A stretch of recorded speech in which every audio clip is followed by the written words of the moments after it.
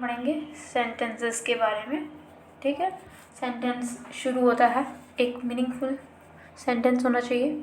सबसे पहले तो हमें ये पता होना चाहिए, जब सेंटेंस हम बनाते हैं, कोई भी सेंटेंस, मान लो कि she is a good girl, तो इसका मीनिंग निकल रहा है। ठीक है, कंप्लीट सेंटेंस का मीनिंग निकल रहा है कि वह एक अच्छी लड़की है। ठीक है, मान लो कि अगर इसी सेंटेंस को गलत तरीके से बोला जाता, ठीक है, गर्ल वह है अच्छी, तो वह अच्छी लड़की है, मैंने लिखा वह अच्छी लड़की है वह अच्छी, तो लड़की है अच्छी, तो ये कोई सेंटेंस हुआ? लड़की है अच्छी वह, लड़की है अच्छी वह, तो ये अरेंजमेंट्स इसकी ख़राब मैंने बोली। अगर इसकी अरेंजमेंट्स आपकी सही हो जाए तो सेंटेंस वाकिफ़ होता है। वाकिफ़ मतलब कि समझ में आता है। तो अरेंजमेंट्स ऑफ द वर्ड्स मतलब होता है स्ट्रक्चर, कि इसका हम स्ट्रक्चर कैसे बनाएं। कोई भी सेंटेंस अगर हम बना रहे हैं तो उसमें स्ट्रक्चर क्या होता है, स्ट्रक्चर को ही हम सिंटेक्स के नाम से भी जानते हैं। सिंटेक्स आप समझते हो, सिंटेक्स क्या होता है कि किस तरह से अरेंज किया जाए शब्दों को। मान लो कि हेल्पिंग वर्ब होती है, जैसे कि शी इज़, तो इज़ हमारी क्या है? हेल्पिंग वर्ब है। ठीक है, तो शी हमारा सब्जेक्ट है और प्रिटी गर्ल या गुड गर्ल जो भी है वो हमारा ऑब्जेक्ट है। तो इन तीनों को कैसे अरेंज करना है, स्ट्रक्चरली कैसे अरेंज हो सकते हैं। मान लो कि मैंने यहाँ पे लिखा, यहाँ मैंने अभी बात की सब्जेक्ट की, हेल्पिंग वर्ब की और ऑब्जेक्ट की। हमेशा ये होता है सेंटेंस बनाते समय हमें स्ट्रक्चर को ध्यान में रखना होता है कि सिंटेक्स क्या होता है, मतलब कि सब्जेक्ट सबसे पहले आता है, फिर उसके बाद हेल्पिंग वर्ब होती है, उसके पश्चात ही हमें ऑब्जेक्ट लिखना होता है। तो इसी को हम स्ट्रक्चर या अरेंजमेंट ऑफ द वर्ड या सिंटेक्स के नाम से जानते हैं। ठीक, अब मान लो कि हमारा सेंटेंस भी बन गया, उसका मीनिंग भी निकल रहा है, ठीक है, और हमारा स्ट्रक्चर भी बन गया। ठीक है, अगर उसमें आपका मतलब कि उसमें शी के साथ इज़ लगाना, ही के साथ इज़ लगा सकते हैं। कैसे, मतलब कि सब्जेक्ट के अकॉर्डिंग वर्ब डिसाइड होती है। मान लो कि आपका ये प्लूरल है, तो यहाँ पे हेल्पिंग वर्ब भी प्लूरल लगती है।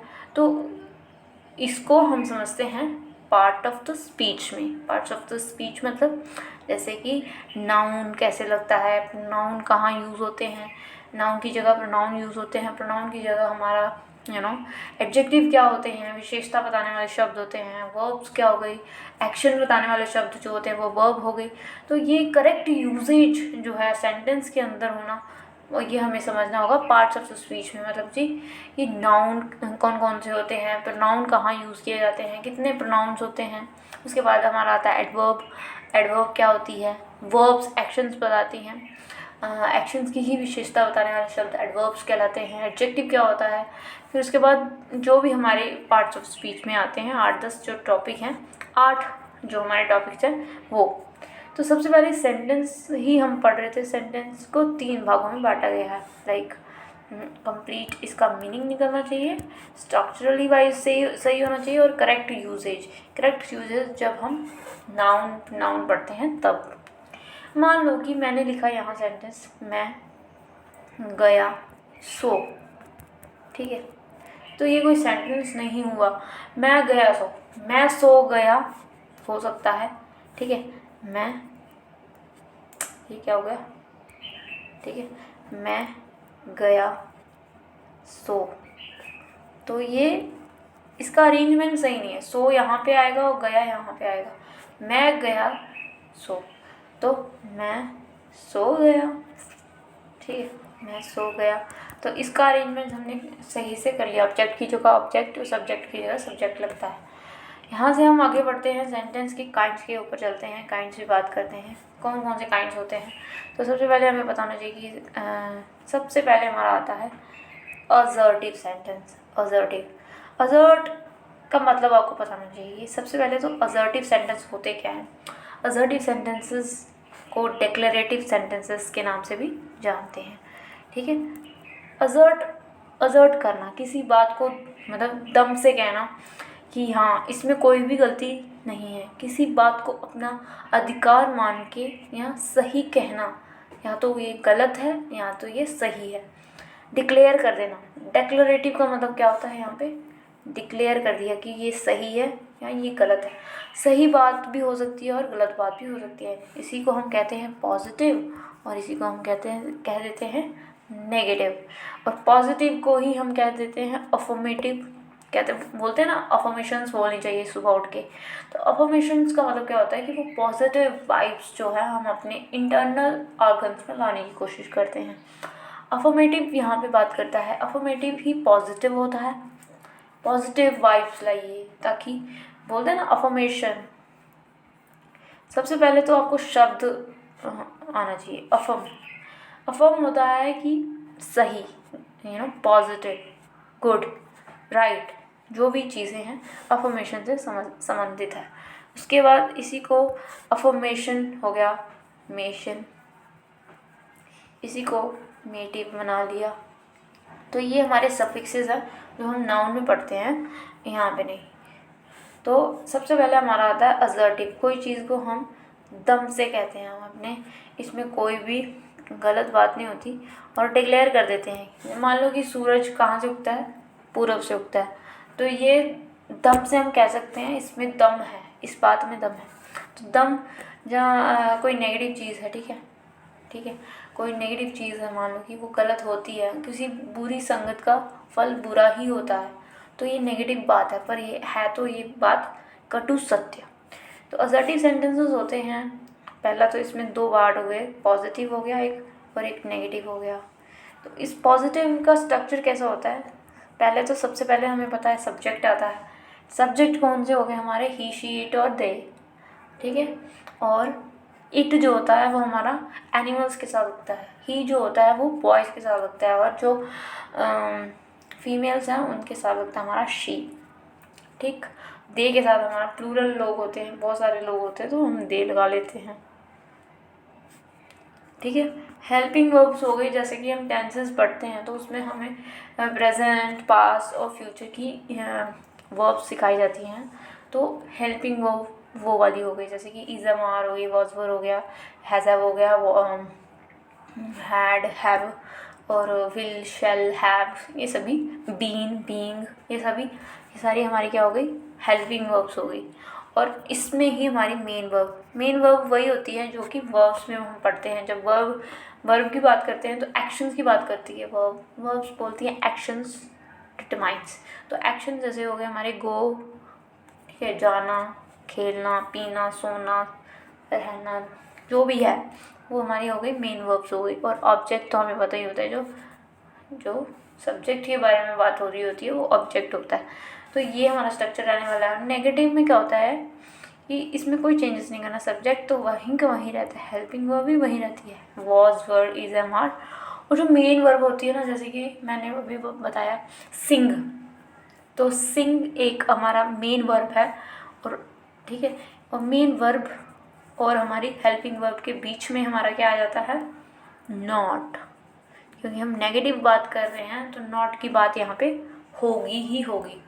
अब सेंटेंस लिखते हैं तो ही हमें समझ में आएगा। मान लो कि मैंने लिखा Renu was doing the work, ठीक है, Renu was doing the work, Renu काम कर रही थी, ठीक है। तो एक पॉजिटिव बात है, काम करना एक पॉजिटिव फेनोमेना है। रेनू हमारा है सब्जेक्ट, ये हमारी हेल्पिंग वर्ब, ये हमारी मेन वर्ब हमारी डू है, ठीक है। और इसी की फोर्थ फॉर्म हो गई आईएनजी लगा के डूइंग, ठीक है, क्योंकि हमारे यहाँ पे प्रेजेंट है। ये हमें समझ में बाद में आएगा जब हम टेंस पढ़ेंगे। और द वर्क तो हमारा क्या हो गया, ऑब्जेक्ट हो गया। नेगेटिव की जब हम बात करते हैं सब्जेक्ट, हम यहाँ पे सेंटेंस लिख रहे हैं, जैसे कि मैंने यहाँ पे लिखा अजय वॉज नॉट फोकसिंग, ठीक है, जो भी सेंटेंस में स्पेलिंग है, ऑन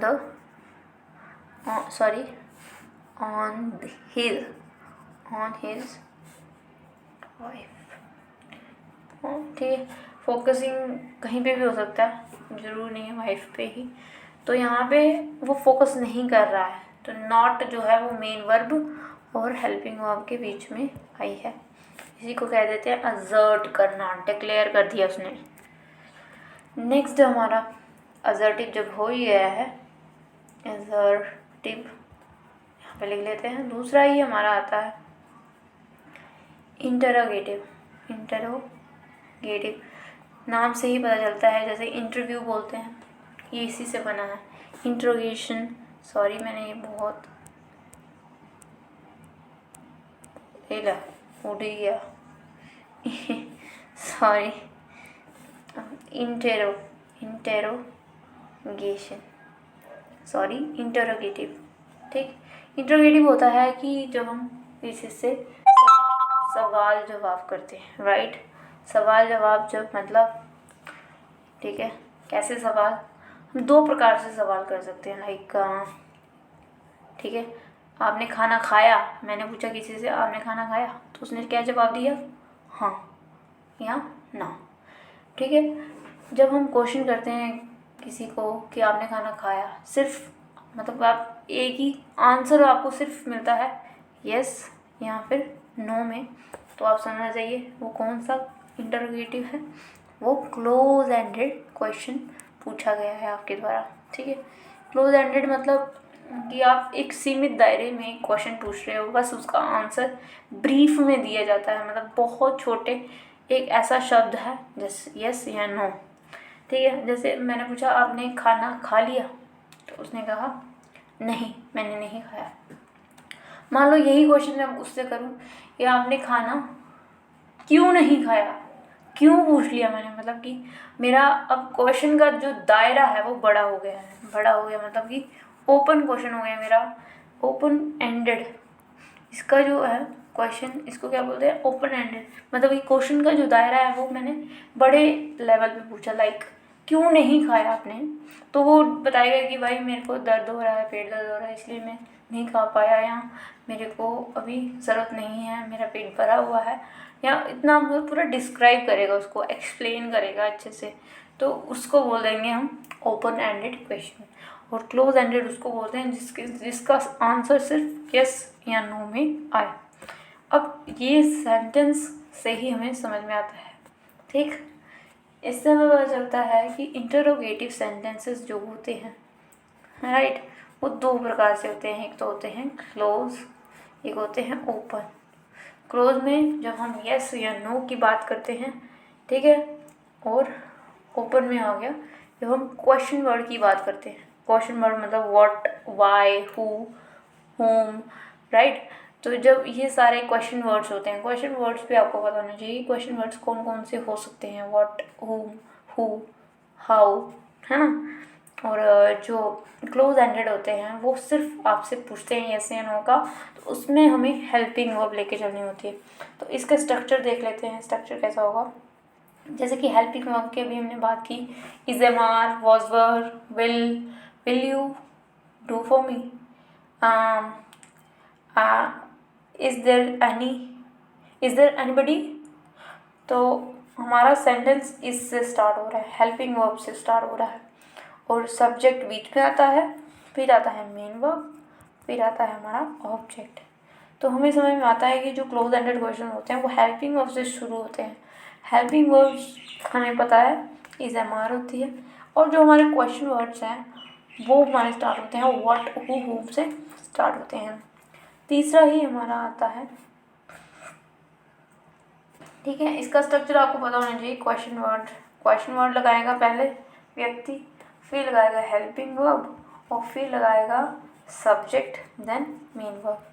हालांकि क्वेश्चन वर्ड जो है वो क्लोज एंडेड में नहीं लगता, पर जो ओपन एंडेड क्वेश्चन है उसमें क्लोज जो क्वेश्चन वर्ड है वो लगता है, बस एक्सटेंडेड हो जाता है। हेल्पिंग वर्ब वैसे ही आती है, मेन वर्ब भी वैसे आती है। नेक्स्ट हमारे पास है sentence imperative sentence. Imperative sentence से ही हमें समझ में आ रहा है कि इसमें जो सब्जेक्ट होता है वो नहीं दिया होता। ठीक, इम्पेरेटिव सेंटेंस,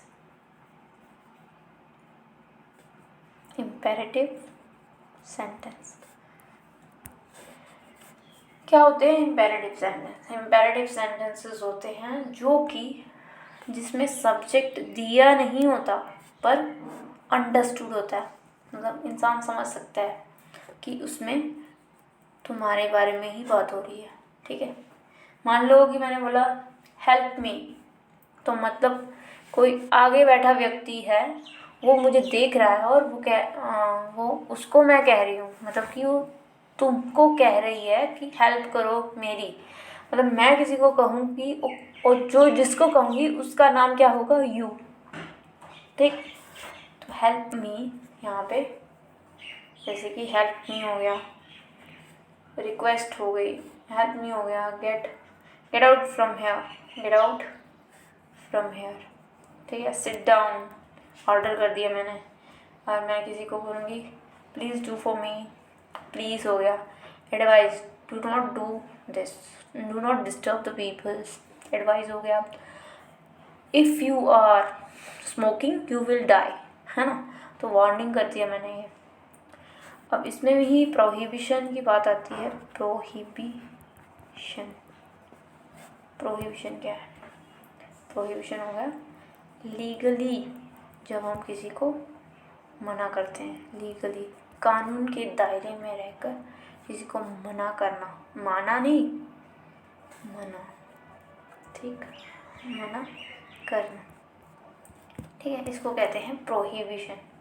तो यहाँ पे हमारा होता है रोका वेडिंग से पहले। रोका वेडिंग से पहले हो गया request, request, order, command, command हो गया, और ए से हमारा क्या बनता है? एडवाइस, और डब्ल्यू से हमारी वार्निंग, वार्न करते हैं, और प्रोहिबिशन करते हैं। प्रोहिबिशन मतलब किसी को रोकना, कोई गलत काम करने से रोकना, उसको कहते हैं प्रोहिबिशन। प्रोहिबिट कर देना लीगली, मतलब कानून के दायरे में रहकर हम किसी को मना करते हैं तो उसे कहते हैं प्रोहिबिशन। जैसे कि यहाँ पे कार पार्क करना मना है, तो यहाँ पे कार पार्क करना ये गवर्नमेंट के अंडर आता है, लॉ के अंडर आता है। अगर यहाँ पे कार पार्क करोगे तो तुम्हें जुर्माना देना होगा। जहाँ फिर ट्रैफिक लाइट्स को आप नहीं फॉलो करते हो तो भी आपको जुर्माना भरना पड़ता है। आप क्या कोशिश करते हो, जब फाटक लगा हुआ होता है तब भी जाने की कोशिश करते हो, ये इलीगल है, प्रोहिबिटेड है कि आपको रुकना ही पड़ेगा। तो यहाँ पे आता है इम्पेरेटिव सेंटेंस जो होते हैं वो, उसमें सब्जेक्ट अंडरस्टूड होता है यू के फॉर्म में। ठीक है, इसमें यू नहीं लिखते, फिर भी हमें पता होता है कि हम दूसरे व्यक्ति को कह रहे हैं, ये तुम प्लीज़ स्टॉप दिस, रिक्वेस्ट कर रहे हैं तो किसी को प्लीज़ करते हैं, ऑर्डर कर रहे हैं तो उसका मतलब इसमें क्या होता है, इम्पेरेटिव सेंटेंस में हमारी टोन हाई भी होती है और लो भी होती है। हाई मतलब कि जब हम ऑर्डर कर रहे होते हैं किसी को, सिर्फ टोन का ही फ़र्क होता है। जैसे कि मैंने बोला सिट डाउन हियर, तो मैं किसी को ऑर्डर कर रही हूँ। ठीक है, और जब हम किसी को बोल रहे हैं प्लीज़, तो रिक्वेस्ट कर रहे हैं, आप ऐसा मत करिएगा आगे से, तो हम किसी को एडवाइस कर रहे हैं। तो ये सारी इम्पेरेटिव सेंटेंसेस कहलाते हैं। चौथा सेंटेंस आता है एक्सक्लेमेशन। तो एक्सक्लेमेशन का ही मतलब क्या होता है कि आश्चर्य हो जाना, सडन फीलिंग होता है जब आपको यहाँ सरप्राइज़ फील करते हो, आप वंडर फील करते हो, अचानक से आपके साथ हो जाती है घटना, तो हम उसको एक्सक्लेमेशन कहते हैं। एक्सक्लेमेशन में हम ये बेसिकली एक्सक्लेमेटरी सेंटेंस हम इंटरजेक्शन में पढ़ने की कोशिश करते हैं। जब हम इंटरजेक्शन पढ़ते हैं, पार्ट ऑफ स्पीच का एक पार्ट होता है इंटरजेक्शन, तो उसमें एक्सक्लेमेटरी सेंटेंसेस पढ़े जाते हैं जिसमें ये वाला साइन हमें देखने को मिलता है ना। तो जैसे वाओ, आउच, हुर्रा, तो ये हमारी फीलिंग्स होती हैं। लाइक आप फील करते हो, पेन फील कर रहे हो, आह, हुर्रा, तो मतलब हिप हिप हुर्रे। तो ये सारी क्या है हमारी, जैसे कि आपको स्मेल आ रही है तो ओह, है ना, जैसे कि आपको लगे तो बोलते आउच। तो ये हमारे वो वाले एक्सक्लेमेशन सेंटेंसेस कहलाते हैं। इसके अलावा हमारा 5वां सेंटेंसेस है ऑप्टेटिव। आपने कभी किसी को बद्दुआ दी है या आपको आपने मतलब कि आपने किसी को हेल्प किया हो और आपके अंदर से ये भावना आई हो कि यार आज मैं सेटिस्फाइड हो गया किसी की हेल्प करके। अगर हम किसी के आंसू पोंछते हैं तो वो हमें ब्लेसिंग देता है, तो वो हमारे लिए क्या करता है, ब्लेसिंग देता है हमें, भगवान से प्रेयर करता है। या किसी ने आपके साथ मतलब गलत किया तो आप उसको बोलते हैं इसको तो भगवान करे इसको कुछ ना मिले, है। हम उसको कर्ज दे देते हैं, मतलब कि हम उसको बद्दुआएं देते हैं। बद्दुआएं किसी को नहीं देनी चाहिए, ऐसा भगवान बोलते हैं। प्रे, हमें किसी के लिए प्रे करना चाहिए, क्योंकि प्रे करने से हमारी भी प्रेयर सुनी जाती हैं। तो कर्ज और प्रे ऑप्टेटिव सेंटेंसेस होते हैं, ये सेंटेंस में ही हमें पता चलेगा। जैसे god bless you dear brother, heaven we fail on you. Heaven we fail on you मतलब कि तुम्हारा नर्क हो जाए, ठीक है। इसी के साथ हमारा शुरू होता है टेंस। तो टेंस क्या है, ठीक है। टेंस एक और टाइम में क्या फ़र्क है, समय और टेंस में क्या फ़र्क है। समय बड़ा है या टेंस बड़ा है, क्योंकि हमें पता है कि समय जो है वो बड़ा है। अगर हमारा प्रेजेंट होगा तो ही हम पास्ट की तरफ जा पाएंगे कि हमारा पास्ट क्या था, ठीक है। अगर हमें प्रेजेंट ही नहीं पता है हमारा प्रेजेंट कहाँ से शुरू हो रहा है, हाँ, और हमें पास्ट की तरफ कैसे जाना होगा। इसीलिए जब हमारे पास प्रेजेंट होता है तो हमारे पास पास्ट भी होता है, फ्यूचर हम सिर्फ हमारे दिमाग में होता है, फ्यूचर सिर्फ हमारे दिमाग में होता है। तो बेसिकली टाइम जो है वो बड़ा एस्पेक्ट होता है लाइफ का। तो कहानी शुरू होती है यहाँ से, टाइम और टेंस में। एक बार एक व्यक्ति ने पूछा कि टाइम बड़ा है या टेंस बड़ा है, क्योंकि टेंस में तो हम प्रेजेंट कवर कर लेते हैं, पास्ट कवर कर लेते हैं और फ्यूचर की भी यहाँ पे हम बात कर लेते हैं, तो टेंस बड़ा हुआ। टाइम कहाँ बड़ा, टाइम तो हमेशा चल रहा है, चल ही रहा है।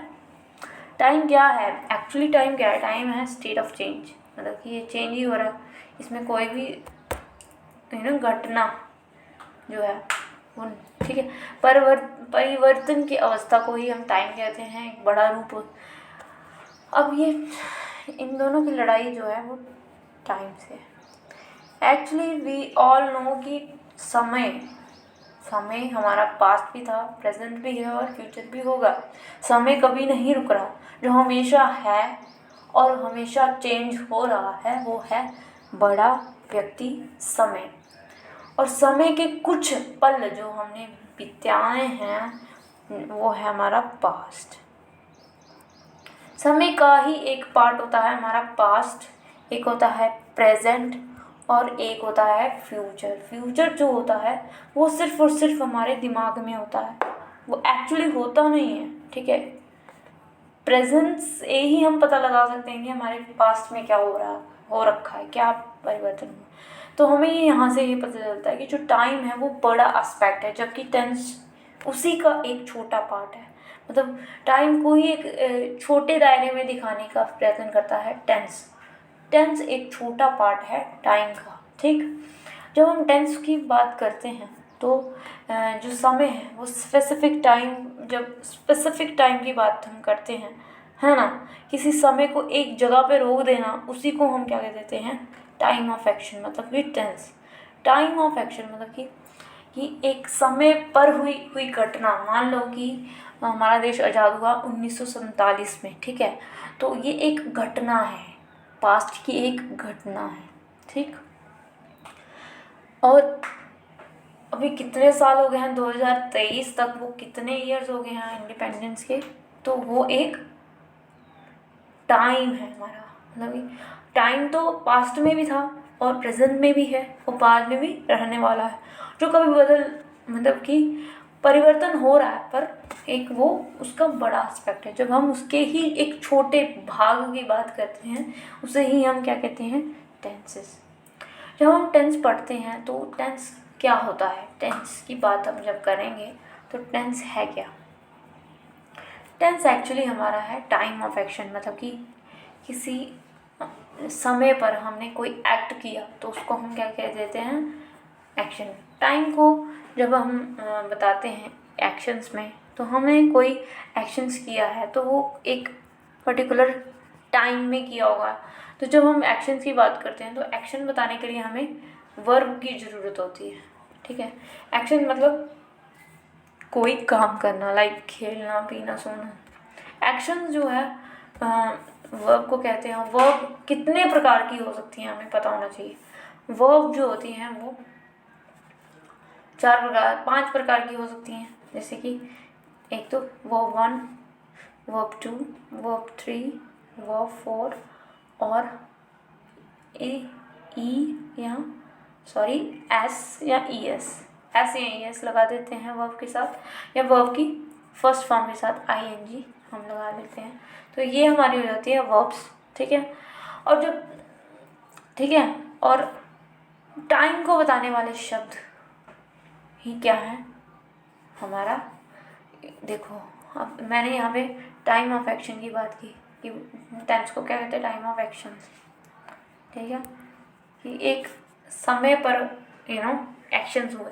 तो एक्शन को हमने बता दिया कि वर्ब्स होती हैं। वर्ब्स 4-5 प्रकार की होती हैं, first, 2 and third, fourth, fifth, और ING, SES, ये हमारी वर्ब्स हो गई। और जब टाइम की बात करता है तो समय, ये होती है हमारी टाइमलाइन। टाइमलाइन हमारी सबसे पहले हम प्रेजेंट से शुरू करते हैं। मान लो कि अभी बज रहे हैं 2, ठीक है, 2 बज रहे हैं।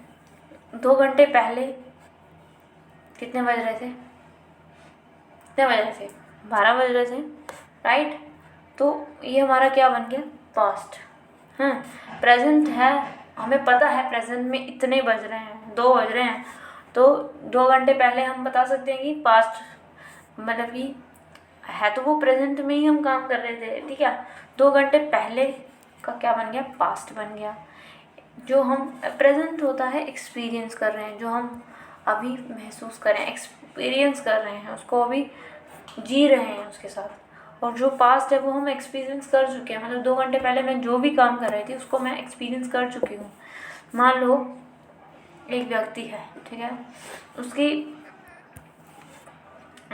एज जो है, ठीक है, वो हर साल बढ़ती है 1 साल, है ना। तो मान लो कि उसकी साल है 20, ठीक है। अगर उसकी ही 2 साल पहले उसकी क्या उम्र थी, हैं, हम ये पता लगा सकते हैं प्रेजेंट से लिंक करके। मान लो कि ये 2023 है, किसी व्यक्ति की उम्र है 23, ठीक, इस साल 30 है, तो 2 साल पहले उसकी कितनी उम्र थी। तो हम प्रेजेंट से मूल्यांकन करके हम पास्ट का इंफॉर्मेशन निकाल सकते हैं। एक वक्त एक हिस्सा होता है जो हमने एक्सपीरियंस कर लिया होता है, और उसको हम चेंज नहीं कर सकते हैं, जो बीत चुका है उसको हम कह देते हैं पास्ट, ठीक है। और जो हम अभी एक्सपीरियंस कर रहे हैं, या अभी हमारी जो ज़िंदगी हो रही है, वो प्रेजेंट है, ठीक। अब फ्यूचर की बात करते हैं कि फ्यूचर है या नहीं है। कोई भी, मतलब ये फ्यूचर कोई टेंस है ही नहीं, ठीक है, ठीक है। देखो, कल मैं घूमने जाऊंगी, मान लो कि मैंने एक सेंटेंस बोला, तो कल मैं घूमने जाऊंगी, कल आया नहीं, आज अभी इस समय कल आया नहीं, और मैं कल घूमने जाऊंगी नहीं जाऊंगी, ये मेरा मूड डिसाइड करेगा। क्या पता मेरा कल मूड हो ही ना, क्या पता मेरा कल जाने का मन हो ही ना, तो उसको कह देंगे मूड। और दूसरा आगे कि कल वो अभी नहीं हो सकता, कल वो कल ही होगा, और वो फ्यूचर है जिसकी हम कल्पना ही कर सकते हैं, सिर्फ वो हमारे दिमाग में ही होता है। फ्यूचर होता है जो हमारे मूड को बताता है। मूड, कल मैं नहीं जल्दी उठूँगी, या मतलब जो सिर्फ मेरे मूड को डिसाइड कर रहा है। तो हमें समझ में आता है कि जो टाइम को बताने वाले जो वर्ब्स होती हैं या शब्द होते हैं, जो एक्शंस होते हैं, वो प्रेजेंट से ही हम लिंक कर सकते हैं। हमारा प्रेजेंट हमें पता है तो हम पास्ट बता सकते हैं, और उसी से साथ हमारा फ्यूचर तो हमारा होता ही नहीं। तो इससे हमें समझ में आता है कि कोई भी काम किसी पॉइंट ऑफ टाइम में होता है, उसी को हम क्या कह देते हैं, टेंस कह सकते हैं। मतलब कि वक्त, पूरा टाइम को अगर एक्सप्लेन करने बैठेंगे, हम समय को बताएंगे कि समय क्या है, तो हम नहीं बता पाएंगे।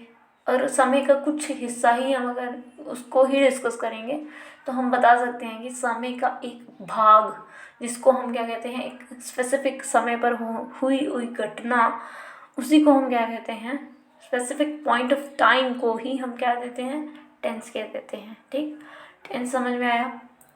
अब देखो एक्शंस को बताने के लिए हमने वर्ब्स की बात की कि वर्ब्स फर्स्ट, सेकंड, थर्ड और ठीक है आईएनजी लगा लेते हैं। ये सभी चीज़ें हमारी एक्शंस बताती हैं, टाइप ऑफ वर्ब्स है। परंतु जब हम समय एक्शन को बताना है तो मतलब कि बहुत पास्ट, मतलब जैसे कि हमारा देश आज़ाद हुआ था 1947 में। ठीक है, तो एक स्पेसिफिक समय है पास्ट का, एक स्पेसिफिक समय, इसको कोई नहीं भुला सकता। ठीक है, 2 घंटे पहले 12 बजे, 2 घंटे पहले मतलब अभी 2 बजे हैं, 12 बजे, ये हमारा पास्ट बन चुका है। तो ये प्रेजेंट से निकला हुआ आज का पास्ट है। आज की जो भी हम अभी हम पढ़ रहे हैं, इसके बाद हम छोड़ देंगे, बंद कर देंगे।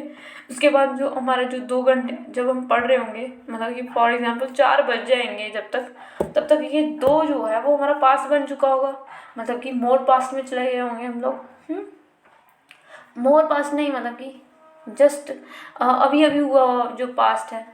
अब तो देखो पास्ट एक स्पेसिफिक होता है। एक पास्ट वो होता है जो कि अभी अभी हुआ है। ठीक है, वो होता है। एक वो पास्ट होता है जो चल ही रहा है, मतलब कि अभी भी चल रहा है, कंटिन्यू है। ठीक है, और एक वो पास्ट होता है कि काम चल अभी ख़त्म ही नहीं हुआ, मतलब कि देखते हैं। ठीक है, यहाँ से देखते हैं। तो एक्शन को बताने के लिए हमें 4 प्रकार से हमें समझना होगा। एक्शन को बताने के लिए वर्ब पैटर्न तो हमें पता होने चाहिए, पर आस्पेक्ट्स क्या हो सकते हैं, जैसे कि इंडेफिनिट, जैसे कि हमने बात की स्पेसिफिक, डेफिनेट, इनडेफिनेट मतलब एक पॉइंट ऑफ टाइम में हुई घटना, मतलब कि जैसे कि 1947 में हमारा देश आज़ाद हुआ था, तो ये एक स्पेसिफिक घटना इनडेफिनेट है, इसको कोई बदल नहीं सकता। ठीक है, जो अभी मतलब पास्ट की बात है, मतलब कि चल रही है अभी भी, है ना।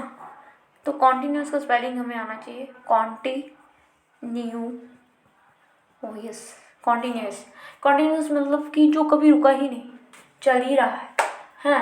प्रेजेंट में भी चल रहा होता है कोई काम, कोई पास्ट में भी चल रहा होता है और अभी तक कंटिन्यू हुआ होता है, तो उसको कॉन्टिन्यूस प्रेजेंट का भी हो सकता है, पास्ट का भी हो सकता है और फ्यूचर का भी हो सकता है। फ्यूचर तो हम पढ़ेंगे बहुत बाद, पहले तो हम ये पता कर लें कि जो एक्शंस हो रहे हैं वो किस किस में हमने पढ़ने हैं। एक हो गया परफेक्ट, जिसको हम चेंज ही नहीं कर सकते भाई, ये हो गया है। हाँ, हो गया और चेंज नहीं हो सकता, परफेक्ट है अपनी जगह, मस्त है इसकी। तो इंडेफिनेट में सबसे पहले तो हमें पता होना चाहिए कि वर्ब फर्स्ट है, वर्ब फर्स्ट लगती है, एस लग सकती है, वर्ब फर्स्ट ES या S लग सकता है, और वर्ब सेकंड भी इसमें यूज़ कर सकते हैं। ठीक है, पास्ट इंडेफिनेट में हमें सेकंड ही करनी पड़ती है, और प्रेजेंट में देखते हैं क्या करनी है। कॉन्टिन्यूस में हमें ING लगाना पड़ता है वर्ब के साथ, और परफेक्ट तो हमारा होता ही थर्ड फॉर्म के लिए, मतलब कि वर्ब थर्ड लेके चलना पड़ता है। और परफेक्ट कॉन्टिन्यूस होता है, एक हमारा परफेक्ट होता है, और कॉन्टिन्यूस मतलब जो चल रहा है, अभी दौड़ रहा है, चल रहा है, कंटिन्यूस है। प्रेजेंट की जब हम बात करते हैं तो कॉन्टिन्यूस जो होता है वो अभी चल रहा होता है, मतलब ये कंप्लीट नहीं हुआ।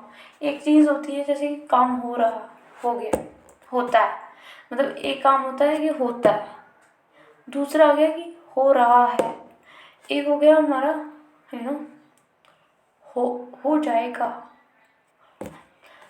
तो अभी देखते हैं हम। ठीक है, तो हमारी फॉर्म्स जो निकली हुई हैं वो बी से निकली हुई हैं। बी की ही 3 फॉर्म्स होती हैं, लाइक इज, एम और इसी की सेकेंड फॉर्म होती है वॉज, वर। और इसी की थर्ड फॉर्म होती है बीन। बीन को आप समझ के रखिए, थर्ड में रहेगा। ये हमारा कॉन्टिन्यूस में यूज़ होने वाली वर्ब्स होती हैं, बी की फॉर्म होती हैं। तो टेंस का बेसिक लेवल हमारा स्टार्ट होता है हमारी हेल्पिंग वर्ब से और मेन वर्ब से। ठीक, कैसे हेल्पिंग वर्ब्स लगती हैं, मेन वर्ब्स का क्या क्या रोल है, ये हम पढ़ेंगे बेसिक लेवल पे। दूसरा होता है कि 2 सेंटेंसेस कैसे जुड़ रहे हैं आपस में। हाँ, कैसे इफ़ेक्ट पड़ रहा है वो हम बाद में देखेंगे। अब टेंस पढ़ते हैं तो टेंस के बाद जो आता है ना, हमारा वॉइसेस होते हैं या नरेशंस होते हैं या हमारे मॉडल्स होते हैं, है ना। मॉडल ऑक्सिलरी हो गया, हमारे कंडीशनल क्लॉजेस हो गए, कंडीशनल क्लॉजेस जो होते हैं, है ना, उसमें भी हमारे यूज़ होती है ये हेल्पिंग वर्ब्स, मेन वर्ब्स होती हैं। जैसे कि हमारे क्वेश्चन टैग्स हो गए, क्वेश्चन टैग आपको पता होगा, वॉइसेस, नरेशंस, मॉडल्स, है ना, कंडीशनल क्लॉजेस हो गए। तो ये सारे बेस्ड हैं। अगर हमारा टेंस में बेसिक लेवल क्लियर है ना, मतलब कि हम किसी के साथ कंपैरिजन कर सकते हैं, हमें टेंस अच्छे से आता है। मान लो कि बेसिक्स जैसे कि हेल्पिंग वर्ब्स क्या लगने वाली हैं, कौन सी हेल्पिंग वर्ब कहाँ लगेगी, स्ट्रक्चर कैसे बनते हैं, ये अगर हमें आ गए ना टेंस में, तो हमारे कितने सारे टॉपिक सुधर जाते हैं। जैसे कि वॉइसेस में भी हमें यही लेके चलना होता है। वॉइसेस में एक्टिव पैसिव होते हैं, जैसे कि कौन सी हेल्पिंग वर्ब्स होती हैं, इसी पे बेस होती है। बेसिक अगर आपका क्लियर है तो वॉइसेस आपका हो ही जाएगा। अब नरेशन था, थोड़ा थोड़ा ऐड होते जाएगा इसमें भी स्ट्रक्चरली वाइज, बट जो बेसिक्स है, like helping verbs, main verbs कैसे यूज़ होती हैं सेंटेंसेस के अंदर, negative, affirmative, interrogative, question words कैसे यूज़ होते हैं, तो हमें टेंस को ही अच्छे से लेके चलना पड़ता है, इसको ही अच्छे से पढ़ना होता है। और वॉइसेस, नरेशन तो फिर आके हम देख ही लेंगे। अब समझ में आता है हमें कितने सारे टॉपिक्स हमारे टेंस से कंप्लीट होते हैं। सबसे पहले हम यहाँ पे बात करेंगे प्रेजेंट टेंस की, कि प्रेजेंट टेंस होता क्या है। सबसे पहले ये हमें याद रखना है, प्रेजेंट में भी हमें 3 प्रकार के पढ़ने होंगे। पहले तो आ गया हमारा इंडेफिनिट। इंडेफिनिट का मतलब ही यही होता है कि एक घटना, ठीक है, डेफिनेट है, इंडेफिनेट टेंस। और फिर दूसरे में हम पढ़ते हैं कॉन्टीन्यूस, कि अभी जो चल रही घटना होती है उसको हम कॉन्टीन्यूस कहते हैं। और तीसरी हमारी होती है परफेक्ट, जो हम पहलू पढ़ के आए ना, वही है ये इंडेफिनेट, कॉन्टीन्यूस और परफेक्ट, ठीक है। और इसी में हमारा आता है perfect continuous, present perfect continuous, वो हम बाद में देखेंगे। सबसे पहले हमें इनकी हेल्पिंग वर्ब्स देखनी होगी, कौन कौन सी हेल्पिंग वर्ब्स लगती हैं। जैसे कि हमने अभी पढ़ के आए इंडेफिनिट में हमारा वर्ब फर्स्ट या एस या ई एस लगता है। कॉन्टीन्यूस में हमारा इज, एम, आर लगता है, ठीक है। एम हमेशा आई के साथ लगता है, ये तो आपको पता ही होगा। परफेक्ट में हमें हैज़ और हैव लेके चलना होता है, ठीक है। परफेक्ट है मतलब कि वो हो तो रहा है प्रेजेंट में, परंतु वो परफेक्ट बन चुका है, मतलब कि अभी अभी जो काम हुआ होता है, मतलब कि अभी अभी जो बीता हुआ था उसको ही हम परफेक्ट कहते हैं। जिसमें नो स्कोप ऑफ इम्प्रूवमेंट होता है, जिसमें कोई चेंजेस नहीं होती है, परफेक्ट होता है, वो अपने आप में ही पूर्ण होता है, मीनिंगफुल होता है, ठीक है।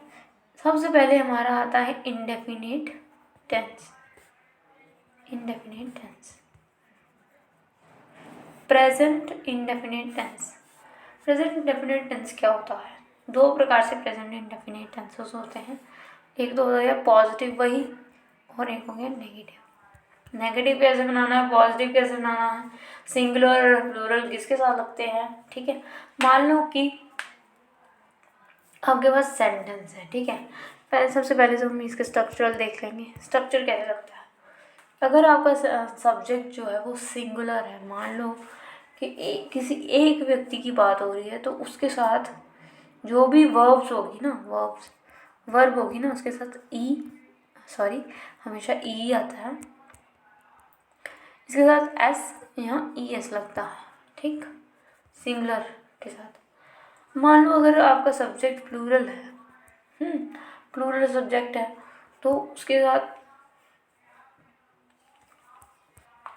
वो फर्स्ट ही हमारी आने वाली है, तो ये हमारा क्या हो गया, पॉजिटिव सेंटेंसेस, ठीक है। अब इसके बाद जो है ये क्या हो गया भाई,